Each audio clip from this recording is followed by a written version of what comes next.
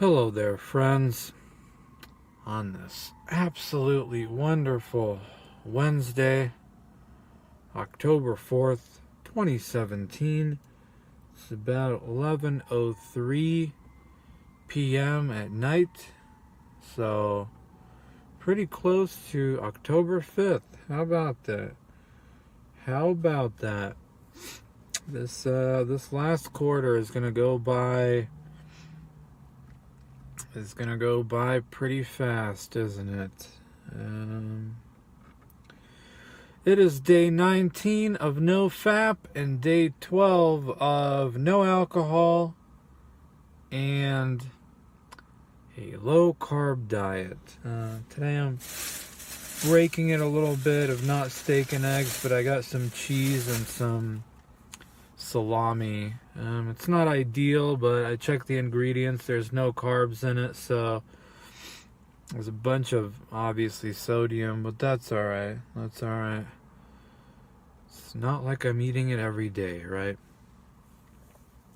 I made food and brought it to work. So I was proactive, but I got caught up a little bit towards the end there at work. So, and a friend wanted to hang out this evening. So it's like, you're already running late. You need to eat. It's like, well, I don't know. I don't want to like bring it over to his house and eat it there. I don't know why. It just I felt a little. I mean, it wouldn't have mattered, but I'm like, I'll just leave it here at work this way I can eat it tomorrow, so tomorrow I don't have to cook. So there we go. And I went and did a little bit of smart shopping and saw that they sort of in the cheese and whatever section, they had some discounted stuff. Some of this sliced Colby, woohoo, for $1. Yeah, 0 carbs, so that's good. I did the tally and stuff. It should work out. And yeah, some of this it's some sort of Spanish chorizo. Woohoo! Great deal for $2. Got 2 of these packs and 2, so I think it'll work out today. So like I said, not ideal, but I'll make it work today. So officially this will put me at probably the longest I've stuck to a diet in about 5 years. 5 years. The most progress I ever made before was 5 years ago during the summer of 2012. I stuck to a low-carb diet for about 2.5 months, lost a bunch of weight, got strong with calisthenics. So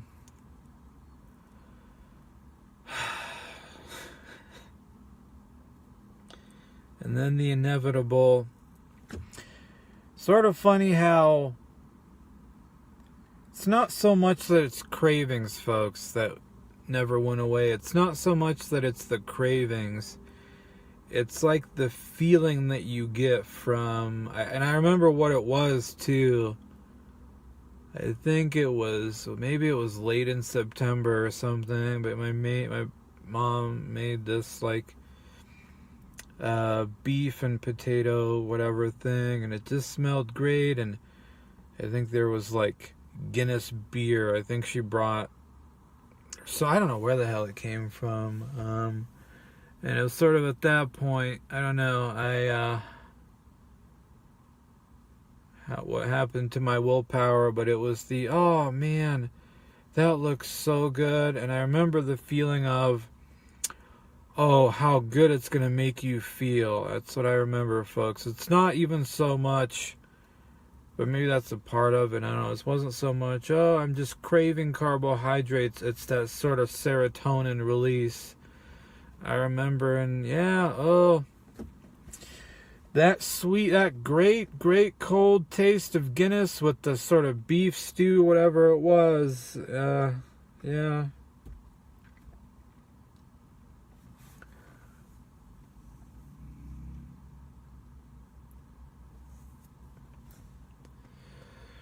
Are the cravings getting better? Sure.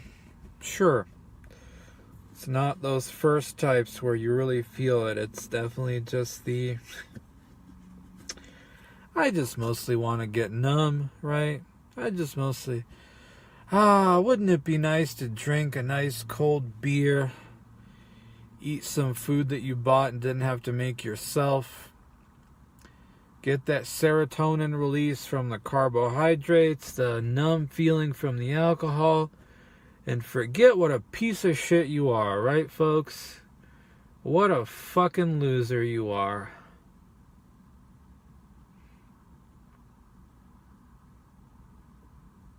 And instead, here you are, doing the whole, NOFAP, stay away from the bad stuff. Surely things will improve somehow, one way or another, right? Hopefully something will happen. Well, yes and no. The reality yes, NOFAP is great. It's definitely a start, but it's not really magic. I think that meme is a little overblown. But maybe that's a part of it, is it's that first important step in self-control that leads to other things, folks, where it makes you face what you keep avoiding and what you get in a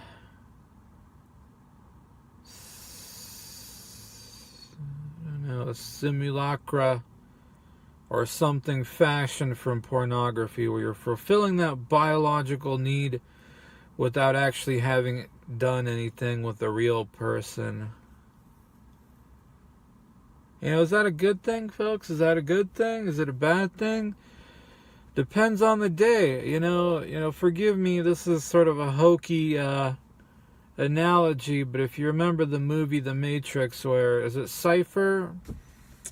Where he's just sort of had enough of the real world, man. He's had enough of the real world, and he wants, plug me back into the Matrix. I know it's not real, it's not this, but I don't care anymore. Is it easier to just succumb to modern day vices, or stay away from them and have to deal with the reality of your own condition? Don't get me wrong, I wasn't under this impression that, you go on NoFap and suddenly women just start walking up to you or anything like that, but it is I'm having to kind of slap myself in the face, is that, well, whether you fap or not, you still have to approach women and talk to them and blah bitty blah and all that shit. So, and you're dealing with the other wonderful side of it is, well, even if one talked to me and all that shit, what would I honestly offer her, folks? This is the one thing where I gotta give all the trolls or people who left quote unquote negative comments. You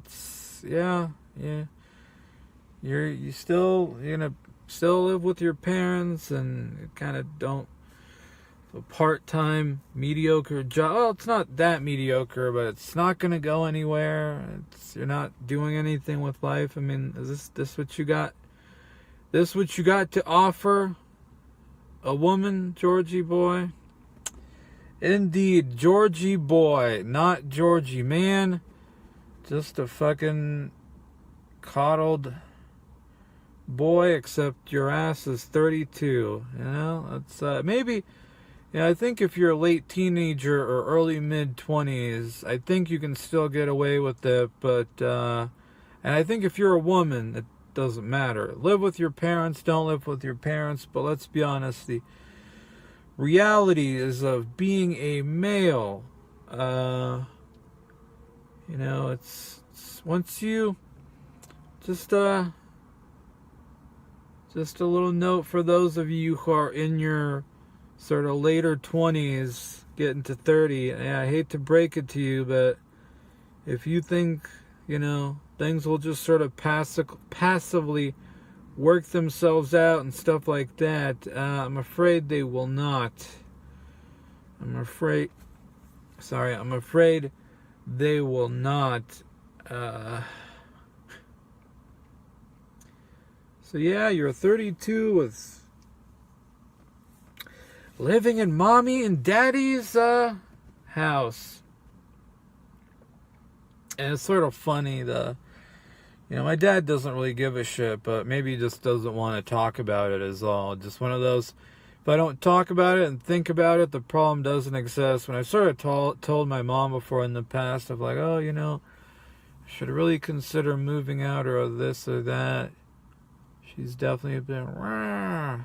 She's the more of the coddling one, is, no, just live here and save money and you'll meet somebody and there you go. Like, and I tell them, hey, what girl is going to want to have anything to do with me, especially at my age, especially when you don't have a domicile of your own, just forgetting the whole sexual whatever stuff aside. How are you going to start a relationship and all? Well, back in my day, everybody lived with their parents and you lived together when you got married. Like, yeah, well, that was like, what? How long ago was that? Plus, also in another goddamn country. So, but I'm not, oh, are you blaming your mom? Like, no, of course not. It's just the,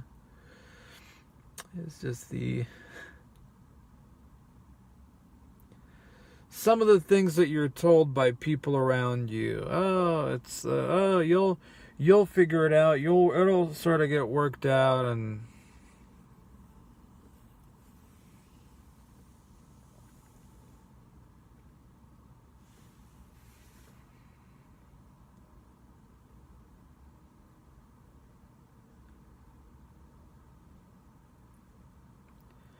just feels like lately, folks, there's more and more and more and more quote-unquote bad days where you're just constantly reminded of your loneliness.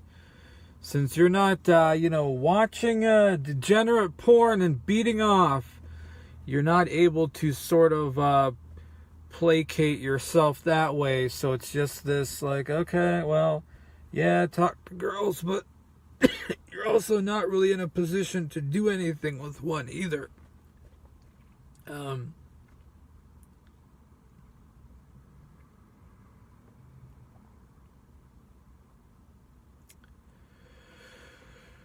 But I guess you don't see it if you keep if you didn't go on this little journey, right?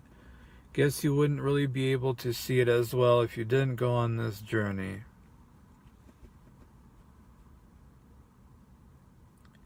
So, it's hats off to some of you who are saying, oh, he's coddled, you need to move out, blah, blah, you want to, I don't want to listen to that, I don't want to, whatever. And yeah, it's one of those where, like, yeah, it is definitely holding you back.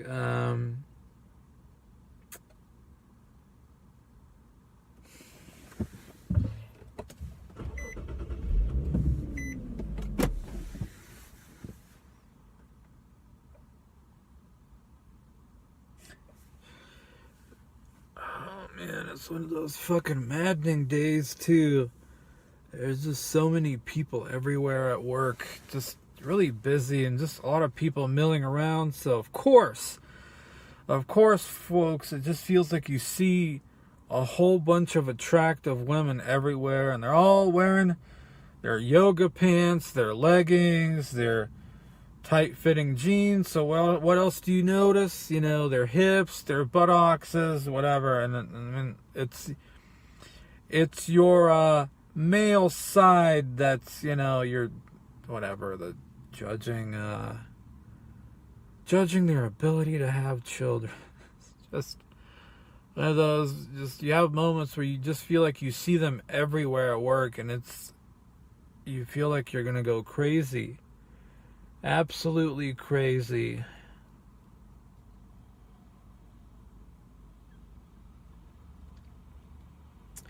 Saw this one very attractive girl, but very clearly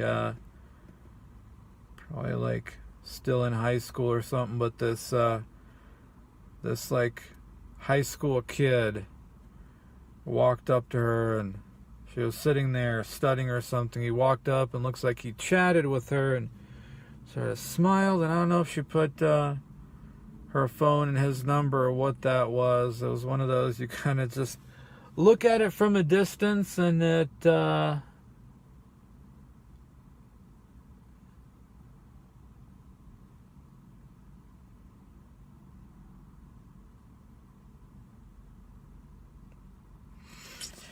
yeah, what a complete mess you were during high school, right at that age. It's just everything fucking with you is just seems like years and years after the fact.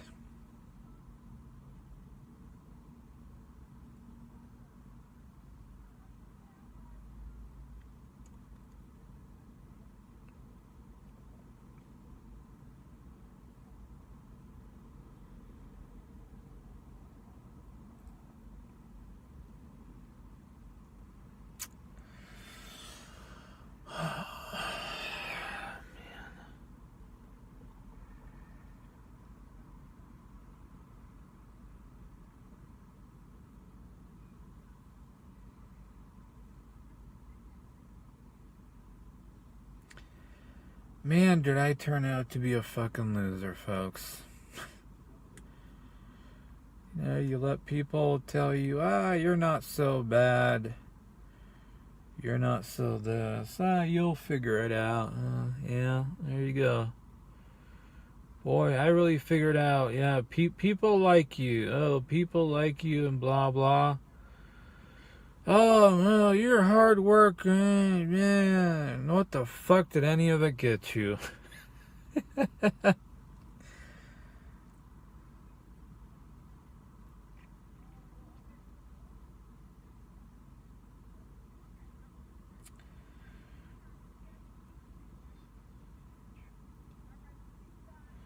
The Chad gets to go on a date and bang the hot whatever, while the virgin gets to go home on Wednesday night, eat fucking discounted salami, I guess.